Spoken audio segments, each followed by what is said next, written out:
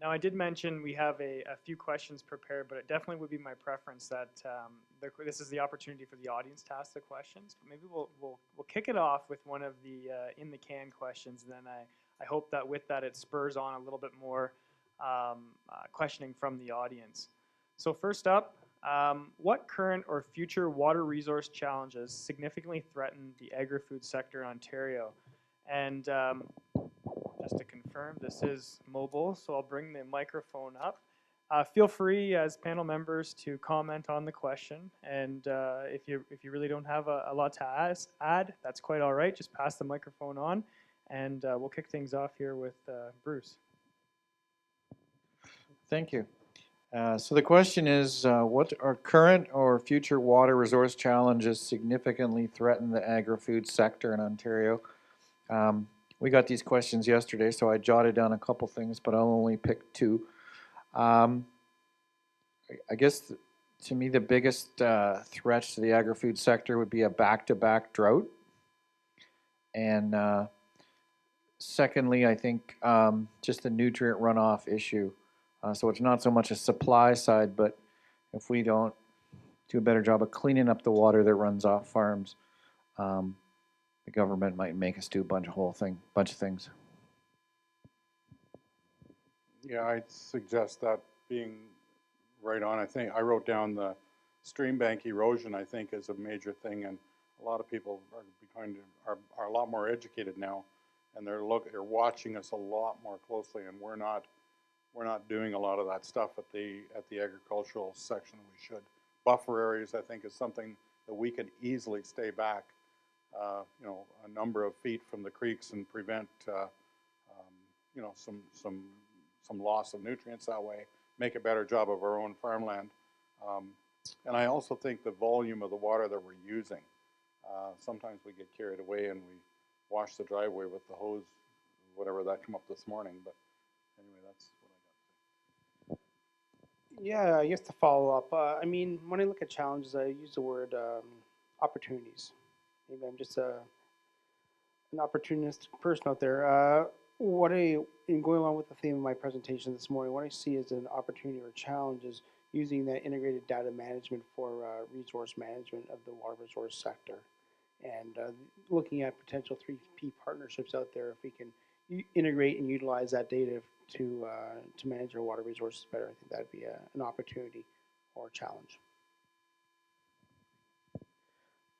I think looking at it from our perspective and the farmers that I work with in our area, their challenge is that they want to grow a crop on what could be deemed as marginal land that they, for some reason or other, have already paid a good buck for, so they've got to get something out of it. And with the real challenge being climate, and if we don't get rainfall, we can't grow the crops we need to grow. So if climate is going to continue to be the problem that it seems to be, then it's going to be irrigation that's going to be the answer in that case.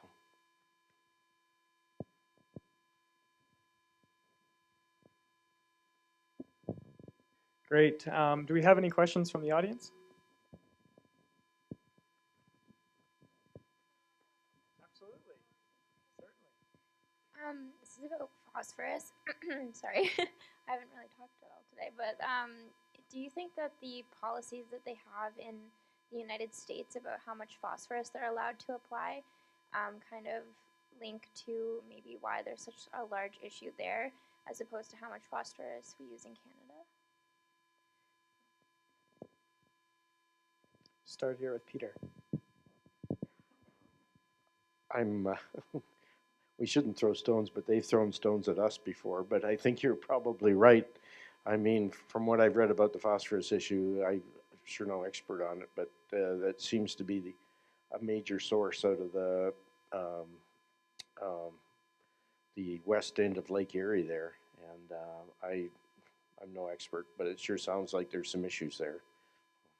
Anybody else know more about it than I do that they'd like to make a comment? Bruce? Well, again, we don't like to start food fights. But it's my understanding that they're basic agronomic rates. Like the recommended rate is higher in the United States. And I guess that along with fall broadcast would be the two things that we note as different in the farming practices. The land seemed a lot the same to me, but I mean, I've seen the recommended application charts, and theirs are higher than ours. So if you're going to put more on, you might have more runoff.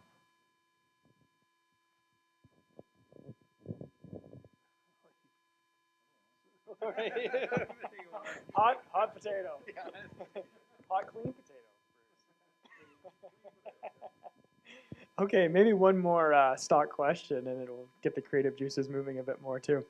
What technological advancements have the greatest potential to improve water resource management and build a more resilient food system? I'm going to start with Peter again. I guess everybody kind of knows where I feel on this. I think there's a lot of merit to this subsurface drip irrigation. If they're going to it in the Midwest and they have way more water problems than we do at the Ogala Reservoir, then I think that's one solution.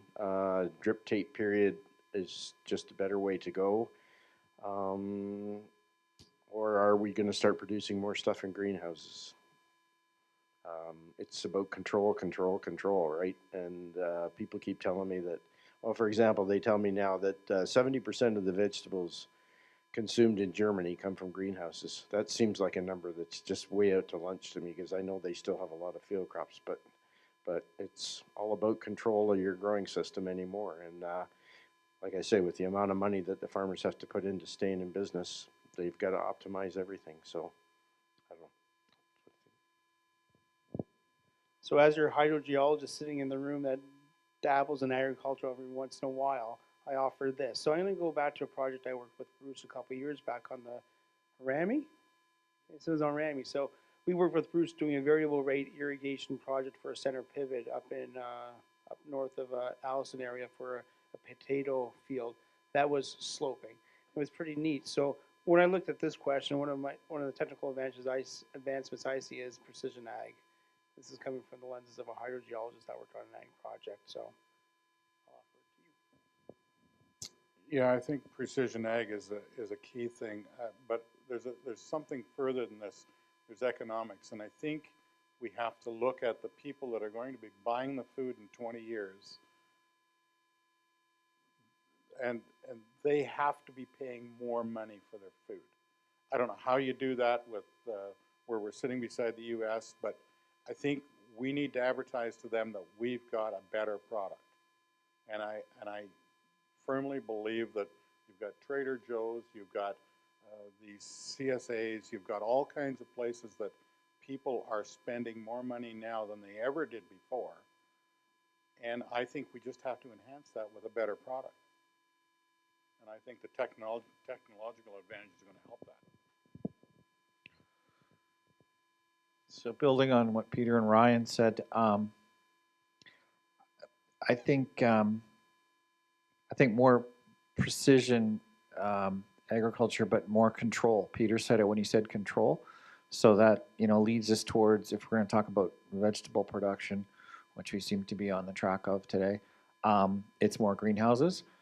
And I think, not to get too political, but the minimum wage issue that's come in is going to put crazy and unknown pressures on the horticulture sector.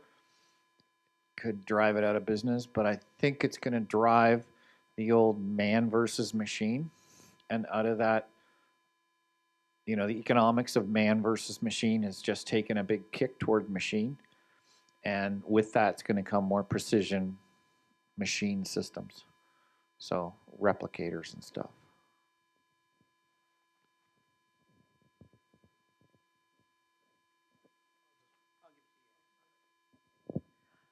Okay, this question is mostly for Doug, but I don't know if anyone else wants to weigh in. I think you've just shown us a lot of great ways to get water to cattle in fairly remote areas. But I just wonder, is our problem really lack of technology? I always think that technology is there, and maybe we don't spend enough time talking about the economic and the social factors and the attitudes and so forth. That the technology is great, but there are other factors to be considered, or I don't know. How do you feel about that? Yeah, primarily those animals that I was showing on the slide there are finished on grass. They're grass fed. They're a little bit older than the ordinary animal, and they're getting 20 to 30 cents a pound more. And I think that, plus the lack of antibiotics usage, plus the lack of growth stimulants, I think is going to demand a higher priced product, and the economics is going to be more attractive for the farmer to grow those products. And I think the people are going to buy that product. I have a strong feeling that the younger people that are coming on now are more conscious of what they're eating. Yes.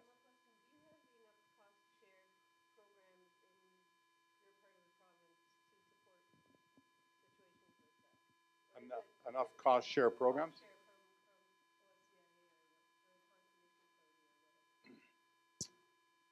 I'd be silly to say we had too much, but no, I think we have a number of farm people that are refusing to accept that. They're refusing to do the paperwork. They're afraid of it.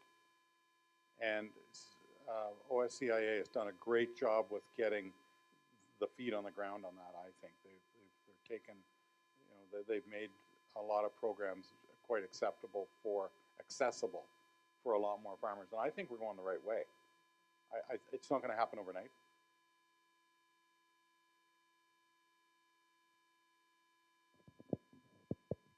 Any further questions from the audience?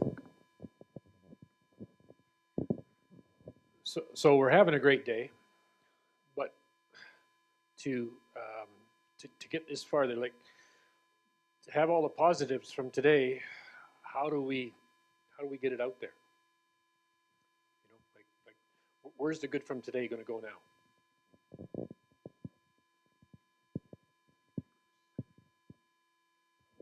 Thanks, Richard. So it was mentioned a couple of times. We had this privilege of administering some OMAFRA money back in 2014 and 2015. And then we've been dabbling in this water world. But one of my points is there's no house of water.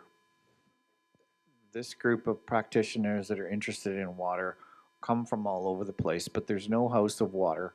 Within OMAFRA, there's one irrigation engineer, Rebecca Short, down in Simcoe. And part of the problem is that the issues in water are complicated. I started doing drought research in 2012 and 2013, and then 2014 was lots of water and nobody cared. And so there's no consistent water research. Rob DeLoe used to work at the University of Guelph. He left. There's no house of water within OMAFRA, and MOE is the house of water management and regulation, but not within agriculture. So, everybody talks about water. Water runs through us. Yeah. But there's no house of research for water. There's no institutions, and I compliment CFFO for picking up the ball and hosting this meeting. I've done it before at Farm and Food Care. We had community practice sessions like this, but this is being paid for with Adaptation Council money. Ours are paid for by OMAFRA money.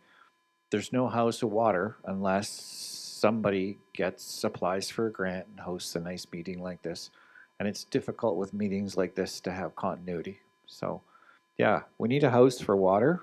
We need somebody within OMAFRA whose file is water. We need a house for water.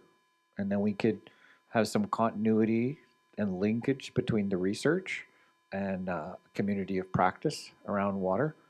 And we could get over the hump of our really short memory that no matter how dry the summer is, by the 20th of September, it's rained twice and everybody's forgotten all about water. I don't know how to go further than that. So you got it pretty well covered. You can have it. Oh, okay.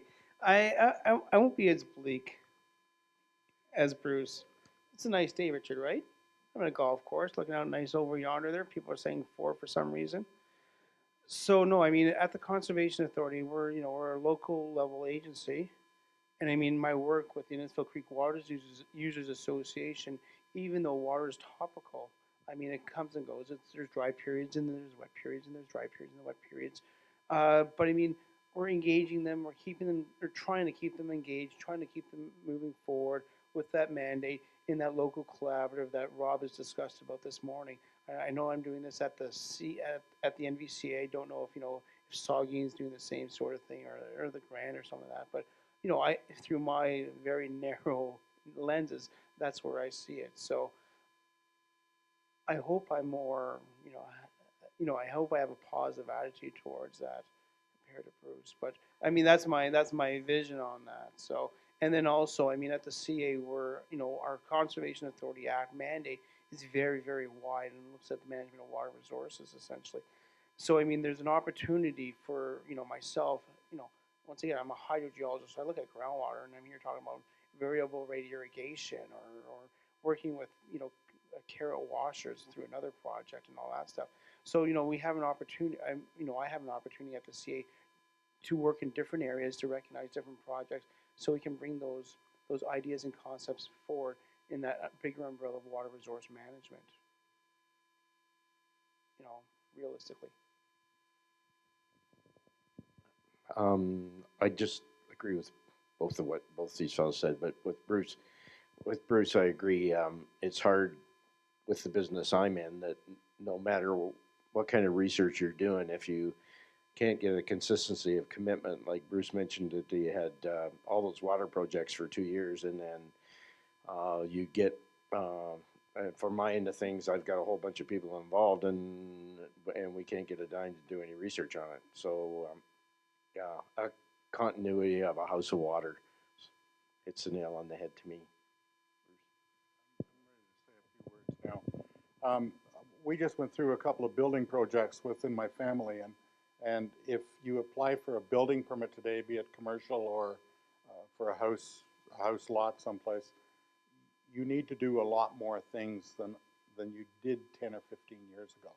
I.e., you have to contain any runoff from the driveway, and that's all the regulations are coming from the CA, and then they're passed down. If the CA approves it, then it's passed down to apply for a building permit. So there's a lot of stuff like that happening at the municipal level that I didn't realize was happening until I did these applications for these buildings. So I think we're on a roll that there's a lot more awareness out there.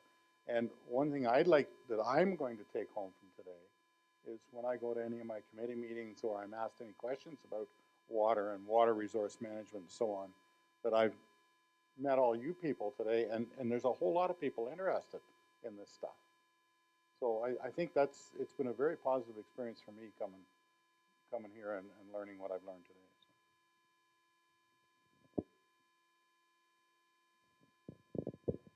Anyone from the audience? Okay, seeing none. Now, many of your presentations have touched on this today already, so maybe I'll ask that you try to broaden away from the focus of what your presentation was and offer up maybe some different thoughts or concepts on this last question, which will be, what farm-level technologies or practices are most suitable for managing flood and drought conditions while reducing external impacts on the natural environment? Just to shake it up, let's start with Ryan, then send it over to Peter, then head back the other direction. All right, you're playing hot potatoes here. So Bruce mentioned that we received these questions yesterday, so he had some time to put some thought to it. Now Mark tells me I can't use my presentation material for this question when I focused on looking at, what are some potential low-hanging fruits and high-hanging fruits there. Oh, all right, I'll break a lot of rules then. His rules, I think. So when I look at challenge, some low-hanging fruits regarding this question would be, when I deal with the people over on Innisfil Creek, it's a network. The creek starts up here and it goes down there. When we look at a concentrated surface water taking, the neighbors always are talking to each other. So, a very cheap and effective way in this sort of situation is, scheduling. this is my Rob Mislick talking out here, is having the opportunity to schedule when you're taking your water. I understand that water resources will be reduced and then prioritize. You know, sod needs water this time, potato needs water this time in the growing cycle, and carrots and onions might be something different. But there's opportunities that not everyone needs to take the water at the same time for that. So just talking to your neighbors on that. So not very technical, very cost efficient. It's called a phone call or a knock on the door, but I see that as one opportunity. So not trying to break all the rules that Mark imposed on me. Okay, the big picture. I think the bottom line here today too is we're talking about water use and the way water. We had a presentation this morning about how things are going to change in the future, and we can argue about that till the cows come home. But I think the bottom line is there's big changes going on out there in the world, and you know, they've had some water issues in the Caribbean, and they've had some water issues in Texas lately, and people tell us that that's stemming from other things that are going on in our whole world, and I think we need to keep a finger on that, and we need to make sure that Ottawa keeps a finger on that, and we try to get to some better solutions than what our friends to the south want to come up with. Sorry, I'm gonna jump in here. Yeah, just add on that. I mean, June 23rd, you know, the Nottawasaga River decided to jump its banks and flood, you know, a lot of acres of potato land in the NVCA. So we had a substantial flood there, and yes, ongoing continuous flooding. And then when I look at, if you want to look at on level or farm level drought management, I look at, to me, the big picture in a changing landscape. And remember, where I come from, in the NVCA area, we have tremendous growth pressures there. You know, Allison is growing. We have a lot of land speculation. So when we look at, in terms of drought management, not necessarily flood, but when we look at drought management, it would be looking at to develop alternative, sustained, sustainable water supply for irrigation purposes. So, I mean, I look at the laddie stuff down in Leamington and seeing, is there an opportunity to develop you know, an integrated groundwater, surface water storage system that can be distributed amongst the farmers within the area. But you balance that against, you know, the need for the water taking, and also looking at the growth development, and then looking at long term what's going to happen in 30 years with regards to development in that area, and also climate pressures. And you got to find, you know, when you look at that, there's a very fine line on the economics, the social component, and the environmental component, and then the long-term longevity of farming in that area, and what does it look like. And no, I don't have an ace black hat with a crystal ball and say that's what's going to happen. But I mean, that would be the long-term vision for looking at drought management within that area. I come from Lindsay, Peterborough, and we don't do any irrigation. And you can't drive from Lindsay to Bobcaygeon without going over at least 4 bridges. And so I don't have those same issues, and I don't have the intensive agriculture that you guys are talking about. What I do see at home is the farmers, the good farmers, are doing a better job of setting back from the wetland.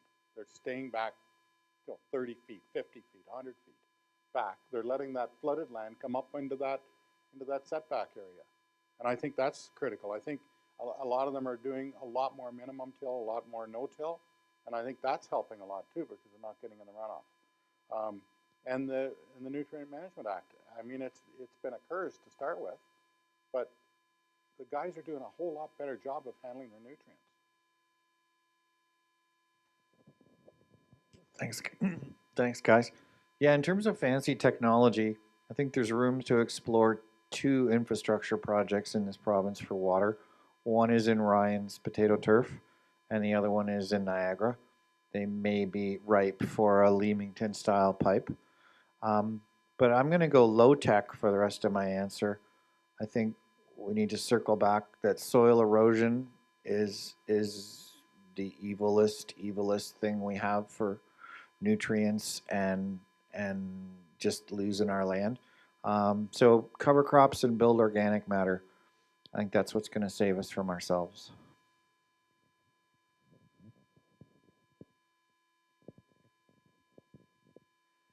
Any remaining or last questions from the audience?